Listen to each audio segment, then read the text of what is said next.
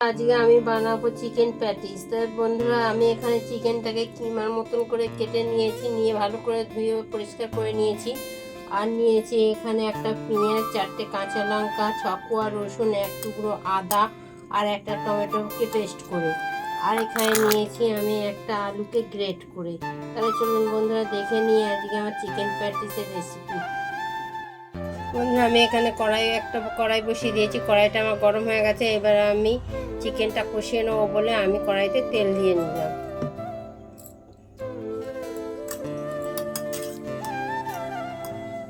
এখানে তেলটা আমার গরম হয়ে গেছে। এবার পেঁয়াজ, আদা, রসুন, লঙ্কা, টমেটো বাটাটা আমি তেলের মধ্যে দিয়ে দেবো। দিয়ে আমি মশলাটাকে ভালো করে কষিয়ে নেবো। কষিয়ে নিয়ে আমি চিকেনটা ওর মধ্যে দিয়ে দেবো।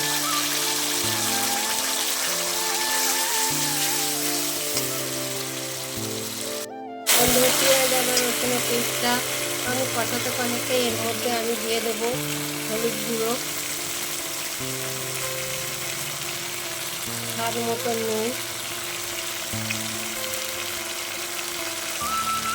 দিয়ে দেবো 1 চামচ লঙ্কার গুঁড়ো, আর এখানে 1 চামচ ধনে জিরের গুঁড়ো দিয়ে আমি মশলাটাকে আবার ভালো করে কষিয়ে নেব।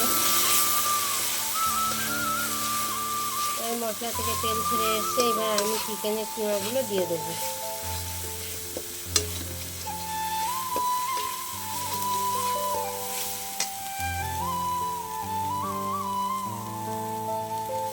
এর মধ্যে আমি চিকেনের কিমাগুলো এবার দিয়ে দেবো, দিয়ে ভালো করে কষিয়ে নেব।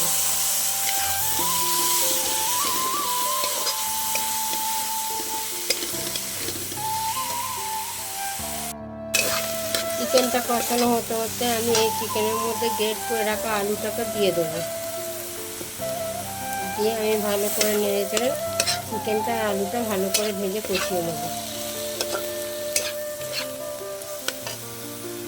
চিকেন কষাটার মধ্যে আমি ছোটো ছোটো করে কেটে রাখা ক্যাপসিকাম দিয়ে দেবো।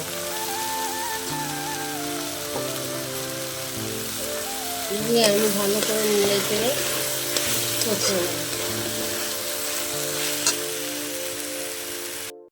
চিকেন প্যাটিসের চিকেন কিমাটা আমার রেডি হয়ে গেছে। এবার একটু গরম মশলা ছড়িয়ে দিয়ে চিকেনটা আমি নামিয়ে নেব।